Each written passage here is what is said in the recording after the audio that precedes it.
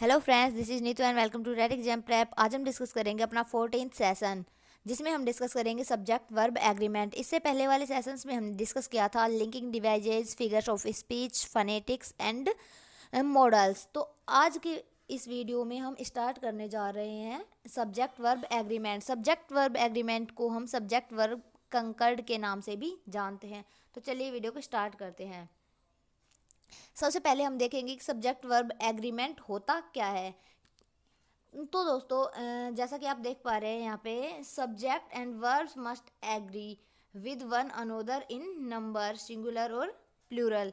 कि सब्जेक्ट और वर्ब है वो एक दूसरे के साथ एग्री, एक दूसरे के साथ सहमत होने चाहिए। कि अगर सब्जेक्ट प्लूरल है तो वर्ब भी प्लूरल होनी चाहिए, और अगर सब्जेक्ट सिंगुलर है तो वर्ब भी सिंगुलर होनी चाहिए।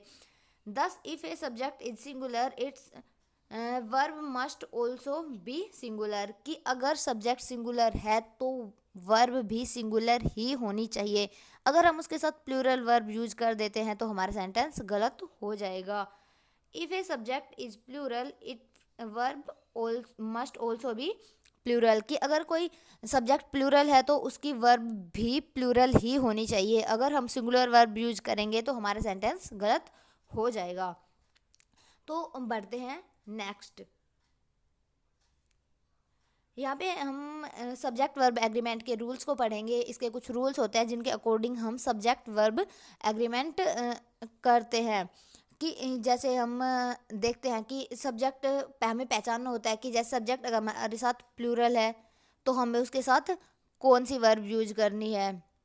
हम कैसे पहचानेंगे कि हमारे पास जो सब्जेक्ट है वो प्लूरल है या सिंगुलर है, और कैसे हम उसके अकॉर्डिंग वर्ब यूज करेंगे। तो उसके लिए कुछ रूल्स बनाए गए हैं। इस वीडियो में हम डिस्कस करेंगे पहले 5 रूल। वैसे टोटल 20 रूल्स है जिन्हें हम अलग अलग वीडियोज़ में डिस्कस करेंगे। हमारे पास यहाँ पे फर्स्ट रूल है पेयरिंग वर्ड्स। जैसे यहाँ पे पेयरिंग वर्ड्स दिए हुए हैं, जैसे bread and butter, age and experience, rice and curry, horse and carriage, rise and fall etcetera.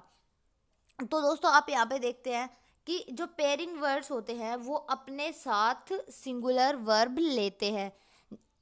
तो जैसे ब्रेड एंड बटर, जो ये वर्ड है हमारे पास, ये सिंगुलर वर्ब की तरह, ये सिंगुलर नाउन की तरह ही काम करते हैं। तो जब भी ब्रेड एंड बटर आएगा तब हम उसके साथ हमेशा सिंगुलर वर्ब का यूज करेंगे, बिकॉज यहाँ पर ब्रेड एंड बटर दोनों मिलकर एक ही सब्जेक्ट का काम कर रहे हैं। ऐसे ही है age and experience, rice and curry, ये ऐसे वर्ब हैं जो एक साथ ही यूज होती है और हमेशा पेयर में यूज होती है, और पेयर में ही इनका मीनिंग निकलता है। तो दोस्तों आपको समझ में आ गया होगा कि जो पेयरिंग वर्ड्स होते हैं वो अपने साथ हमेशा सिंगुलर वर्ब लेते हैं। अब हम देखते हैं इसके एग्जाम्पल्स। हमारे पास इनका जो फर्स्ट एग्जाम्पल है वह है horse and carries was ready for journey. कि हॉर्स और कैरीज, कैरीज होती है जो घोड़े की जो पीछे की जो गाड़ी होती है। जैसे हम ऊँट गाड़ी में, ऊँट के पीछे की जो कैरीज होती है, जो गाड़ी होती है जो काठ की बनी होती है, उसको जो लकड़ियों से बनी होती है उसे हम कैरीज बोलते हैं। सो यहाँ पे जो हमारे पास फर्स्ट एग्जाम्पल है वो है horse and carries was ready for journey. की घोड़े और गाड़ी, यानी कि अगर हमें एक वर्ड में बोले तो घोड़ा गाड़ी जर्नी के लिए यानी यात्रा के लिए तैयार थे। सो हमने यहाँ पर हॉर्स एंड कैरीज के साथ वाज को, यानी कि वाज क्या है, ये एक सिंगुलर वर्ब है, सो हमने यहाँ पर वाज यूज किया है।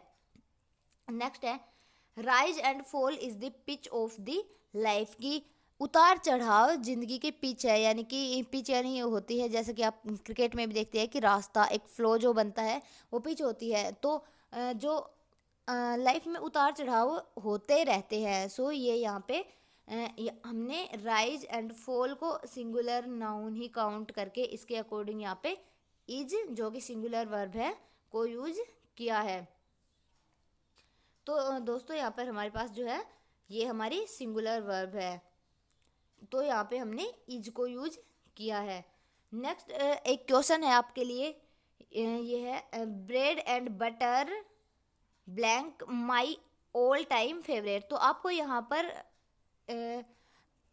एक वर्ब फील करनी है। तो जैसा कि अभी अभी हमने रूल पढ़ा और 2 एग्जाम्पल्स भी देखे, तो आपको समझ में आ गया होगा कि यहाँ पर कौन सी वर्ब आएगी। सो आपको वो वर्ब यहाँ पर जो ब्लैंक में फिल होने वाला है कमेंट करके बताना है कि यहाँ पर क्या आंसर आएगा। बढ़ते हैं नेक्स्ट जो हमारा रूल है वो है रूल नंबर 2। नाउन जो हमारे पास एक सेंटेंस होता है उसमें हम दो नाउन के अकॉर्डिंग इस रूल को देखते हैं कि अगर किसी सेंटेंस में हमारे पास दो नाउन दिए गए हैं तो हम उस सेंटेंस में कौन सी वर्ब और किस रूल के अकॉर्डिंग फिल करेंगे।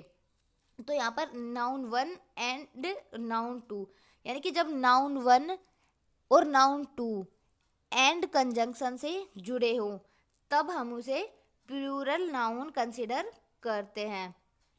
यानी कि जब भी कोई दो नाउन एंड से जुड़े हो पेयरिंग वर्ड्स के अलावा, जैसा कि हमने जो फर्स्ट रूल पढ़ा था उसमें हमने देखा था कि सारे पेयरिंग वर्ड एंड से जुड़े हैं बट उनके साथ हम हमेशा सिंगुलर वर्ब यूज करते हैं। बट यहाँ पर हम देखते हैं कि जो पेयरिंग वर्ड्स है उनके अलावा जब भी दो सब्जेक्ट एंड से जुड़ते हैं, यानी कोई भी दो नाउन जब एंड से जुड़ती हैं तब वो प्लूरल नाउन बन जाती है और प्लूरल नाउन होने के कारण ये हमेशा अपने साथ प्लूरल वर्ब लेती है। सो आगे बढ़ते हैं हम इसके एग्जाम्पल्स की तरफ। इसका जो हमारे पास फर्स्ट एग्जाम्पल है वो है Pihu and Priya are best friends, कि पीहू और प्रिया अच्छे दोस्त हैं, ये दोनों बेस्ट फ्रेंड्स हैं। सो यहाँ पर पीहू और प्रिया मिलकर हमारे पास प्लूरल नाउन का काम कर रहे हैं। सो इनके अकॉर्डिंग हमने यहाँ पर आर जो कि प्लूरल वर्ब है का यूज किया है और यहाँ पर भी हमने प्लूरल वर्ड ही लिखा है जो कि है फ्रेंड्स। नेक्स्ट हमारा एग्जाम्पल है peacock and snake are enemies.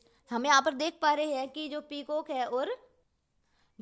और स्नेक हैं वो एक दूसरे के दुश्मन हैं। तो हमने यहाँ पर पीकॉक और जो स्नेक है वो एंड से जुड़े हुए हैं, इनके लिए जो इनके बीच में जो कंजंक्शन यूज हुआ है वो हुआ है एंड।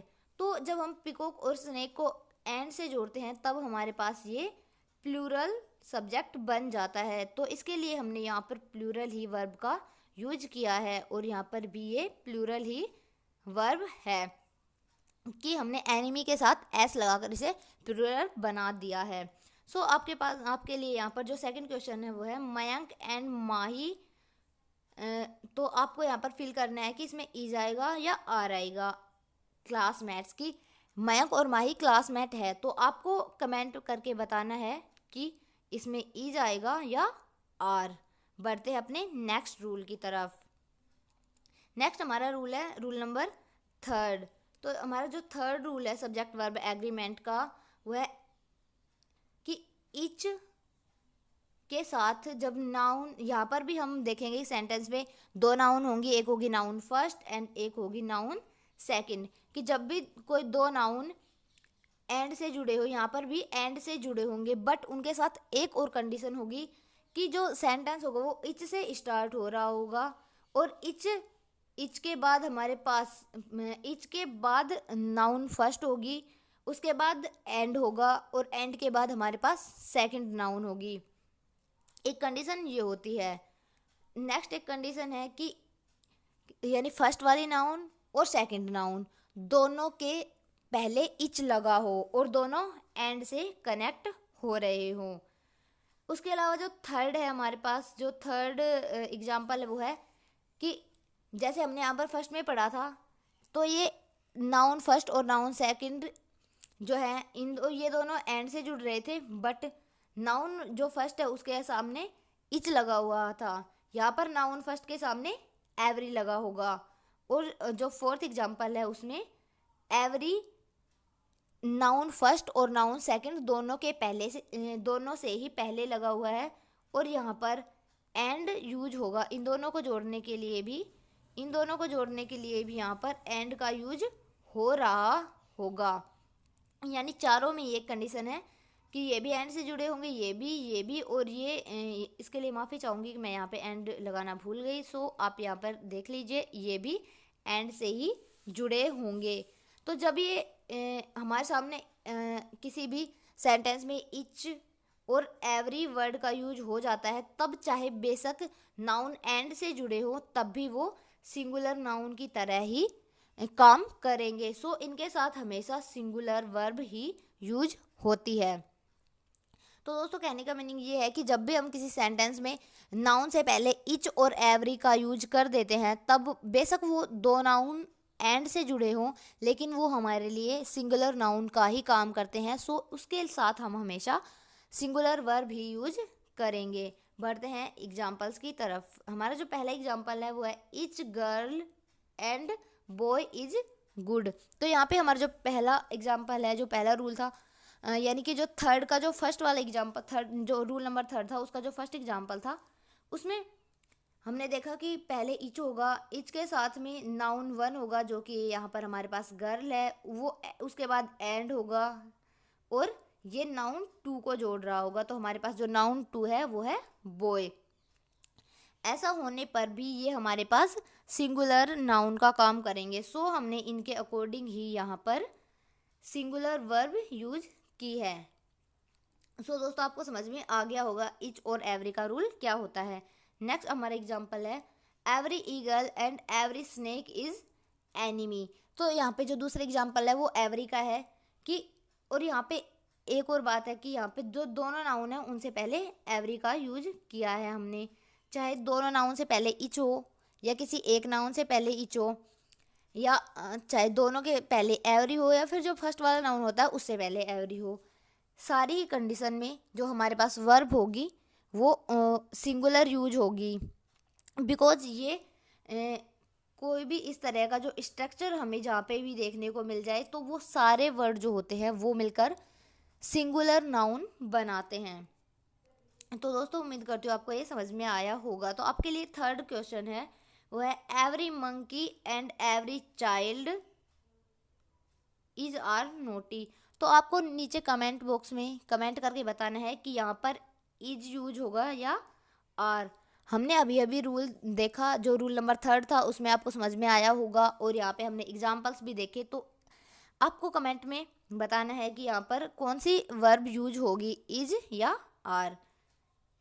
आपको पता है कि इज और आर कंटिन्यूअस टेंस यानी कि प्रेजेंट कंटिन्यूअस टेंस की हेल्पिंग वर्ब्स है। तो आपको बताना है कि यहाँ पर कौन सी हेल्पिंग वर्ब यूज होगी।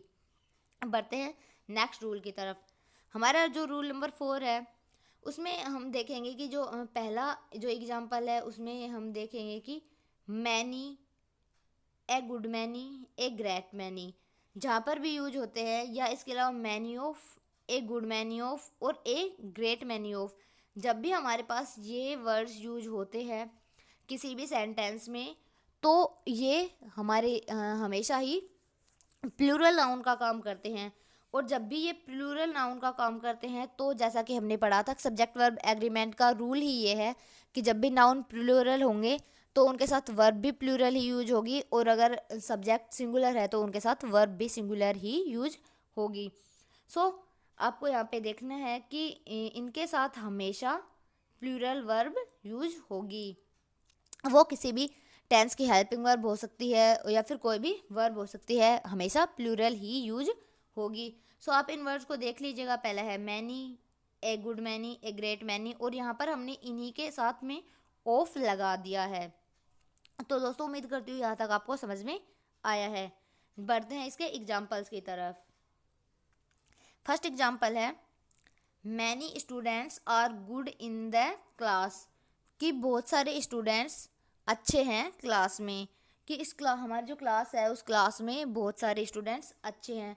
तो जब हमने यहाँ पर मैनी का यूज किया तो हमने यहाँ पर स्टूडेंट्स का यूज किया, बिकॉज यहाँ पर जो हमारी नाउन है वो प्लूरल होगी, और इसके अकॉर्डिंग प्लूरल नाउन के अकॉर्डिंग हमारे पास प्लूरल वर्ब यूज होगी। सो यहाँ पर देखा हमने कि जो हमने हेल्पिंग वर्ब यूज किया है वो है प्लूरल, यानी कि आर हमने यूज किया है और आर प्लूरल के लिए यूज होता है। दूसरा जो एग्जांपल है वो है ए great many students have passed the exam this year, कि बहुत सारे स्टूडेंट्स ने इस साल एग्ज़ाम्स को जो हमारा एग्ज़ाम था जो हुआ उसको पास किया है। तो दोस्तों यहाँ पर आप देख पा रहे होंगे कि हमने ए ग्रेट मैनी का यूज किया है। अगर हम यहाँ पर ऑफ भी लगाते तब भी हमारे पास ये ही यूज होता। यहाँ पर हमने स्टूडेंट्स को यूज किया है बिकॉज यहाँ पर ये प्लूरल वर्ब का काम करते हैं, और उसके साथ हमने हैव का यूज किया है। अगर ये सिंगुलर होता तो हम उसके साथ हैज का यूज करते, बट ये प्लूरल है सो हमने यहाँ पर हैव हेल्पिंग वर्ब का यूज किया है। आपके लिए जो फोर्थ क्वेश्चन है वो है मैनी ऑफ गर्ल्स। यहाँ पर ये बी का यूज नहीं होगा, ये है many of girls dash present yesterday, कि बहुत सारी गर्ल्स कल प्रेजेंट थी, कल आई थी। तो स्कूल में कोई टीचर बोल सकते हैं या फिर कोई स्टूडेंट बोल सकते हैं कि कल बहुत सारी गर्ल्स आई थी। तो आपको यहाँ पर कमेंट बॉक्स में नीचे बताना है कि इस ब्लैंक में कौन सी वर्ब यूज होगी। बढ़ते हैं अपने नेक्स्ट रूल की तरफ। हमारा जो फिफ्थ रूल है वो भी हमारे फोर्थ रूल से काफ़ी मिलता जुलता है, बट इसमें हमने दो एग्जाम्पल्स हैं जो मैनी के हैं। फर्स्ट है मैनी ए और सेकंड है मैनी एन। तो है मैनी ए और many an are singular noun so they takes singular verbs, कि मैनी ए और मैनी एन सिंगुलर वर्ब है, सिंगुलर नाउन का काम करती हैं और सो इनके साथ हमेशा सिंगुलर वर्ब ही यूज होती है। जब हम many, many of, A many, a good many, a great many का यूज करते हैं, यानी कि मैनी से पहले अगर हम ए लगा दें तब तो वो प्लूरल ही रहेगी, लेकिन जब हम मैनी के बाद ए का यूज करते हैं, यानी कि जब हम मैनी के बाद ए का यूज करते हैं तो जो हमारी वर्ब होती है या जो हमारा नाउन होता है वो सिंगुलर हो जाता है। सो इसके साथ हम सिंगुलर वर्ब का ही यूज करते हैं। बढ़ते हैं हम इसके एग्जाम्पल्स की तरफ। हमारा जो फिफ्थ रूल है उसका फर्स्ट एग्जाम्पल है many A bird is here, कि यहाँ पे पक्षियों में से कुछ। तो इसका जो मैनी ए का मतलब होता है कि बहुत सारे पक्षियों में से एक। जैसे हमने यहाँ पर बर्ड यूज किया तो इसका मीनिंग होगा कि बहुत सारे पक्षियों में से एक पक्षी यहाँ है। अगर हम कहें कि many a students are many a student is here, कि बहुत सारे जो स्टूडेंट्स थे उनमें से एक स्टूडेंट हमारे पास यहाँ है। हम बोल सकते हैं many a girl is present in this class, कि आज बहुत सारी गर्ल्स में से सिर्फ एक लड़की क्लास में प्रेजेंट है। सो आप यहाँ समझ गए होगी कि मैनी ए का जो ये मीनिंग होता है, मैनी ए भी और मैनी एन का भी मीनिंग यही होता है कि बहुत सारों में से कोई एक। तो मैनी ए का मीनिंग यही होता है। सो इसका जो नेक्स्ट एग्जांपल है वो है many an apple is the basket, कि जैसे कि हम बोल दें कि हमारे घर में बहुत सारे एप्पल्स हम लेके आए, बट उनमें से एक जो एप्पल है वो बास्केट में है, वो ही हमारे पास टोकरी में अभी फ़िलहाल है। सो हम यहाँ पर बोलेंगे many an apple is in the basket, की many an apple in the basket, की उनमें से एक जो एप्पल है वो ही बास्केट में है।